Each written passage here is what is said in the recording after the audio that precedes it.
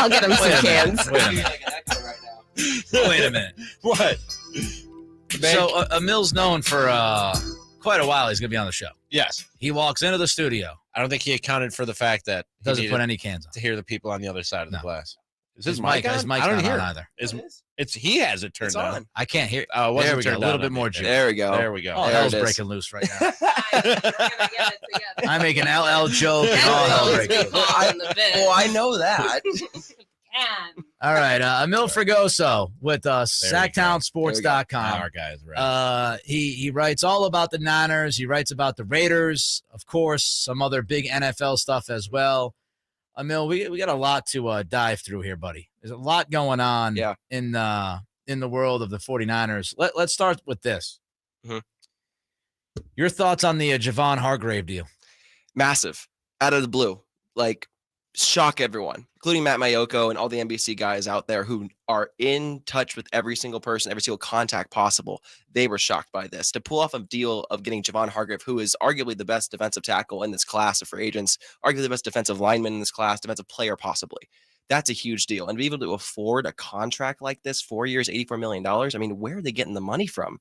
A lot of restructuring, a lot of things got to happen, but very much a win now move for them. That being said, I mean, part of where they got the money from Amil is, to slide in this piece of the pie, they had to cut out a couple other pieces of the pie. We've seen a couple free agents walk away now. Do you think they've added more than they've lost with that one big free agent signing? And you look at some of the guys that have walked out the door. They've added more star power. Depth they have lost, yes, losing Aziz Al-Shire, losing Emmanuel Mosley. Those are big losses. They'll have to fix that somehow, either in the draft with their 11 draft picks. Jimmy Ward as well. Yeah, yep. McGlinchey, they were kind of moving off of anyway. They wanted to give Colton McKivitz a shot at that right tackle spot. He's been so consistent for them as a swing tackle. But yeah, there's a lot of issues in terms of what's their depth going to look like, because their biggest strength has been their depth, especially on the defensive line, offensive line, whatever it is. They have a lot of depth there. But this is a win now move and a statement move for them. And it's the one, frankly, they probably needed to make. Amil Fragoso is with us here in studio, Cattles and Ramie on this Tuesday. Of course, all guests on the Folsom Lake Honda hotline. Folsom Lake Honda, your one-stop Honda shop. Why have him on the hotline when he's in the building working for us? We just bring him right down the hall. Yep. So here's an interesting kind of philosophical question for you, Amil. Yeah. So the Niners, I think they had two ways they could go. Mm-hmm. They could spend really big on the defensive line and bring in somebody like Hargrave, right? And spend less money at the vet quarterback position, which they did in Sam Darnold. Yes. They could have gone another way. They could have used some of that money that they paid Hargrave and brought in maybe a little bit of a quote-unquote sexier veteran quarterback by paying him more money and leaning less into the defense. Are you okay with this plan of let's go all in with Hargrave, build this defense, and we got enough at quarterback that we can survive? It's not about building the defense because they already have so many good players in place already on that defense. Fred Warner, Nick Bosa, Eric Armstead. There's so many good players already. It's about shoring up the weaknesses. And what's been the biggest weakness for the Niners, especially last season in the playoffs? It was the defensive line. Up the middle, in the interior. Kenneth Gainwell, Miles Sanders, they ran all over them in the NFC Championship game. It's about making sure every spot has a strength. And with Javon Hargrave, you can no longer double team Nick Bosa. You can no longer let Eric Armstead go one-on-one. You got to go at every single player. You cannot just box out two players. You're not getting a sack. You're not getting a tackle. Everyone's going to be able to eat now because of Javon Hargrave's impact on the interior.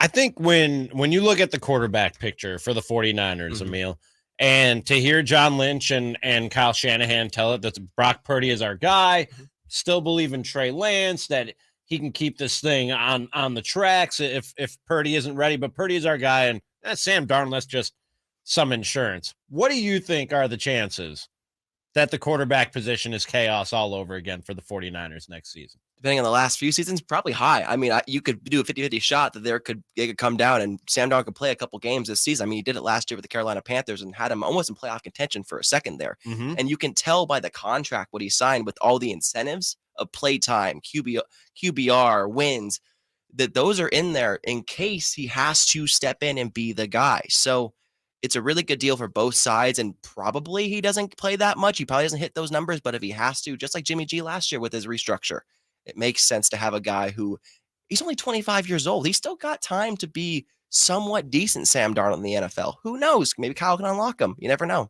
Did you want a little bit more proven, a little bit more safe a guy at quarterback to protect themselves? My curiosity was more with how are they going to be able to afford a top end backup? And Sam Darnold is more of a top end backup. So getting him at a number of 4.5, 3.5 guaranteed is a really, really good number. I was expecting it to be someone like a Matt Ryan or an over the hill quarterback who has seen, better days in the past, but's trying to win a ring and be kind of a player coach kind of thing. Sure. And so that's what's surprising about it too. And why it's so perplexing is Sam Darnold.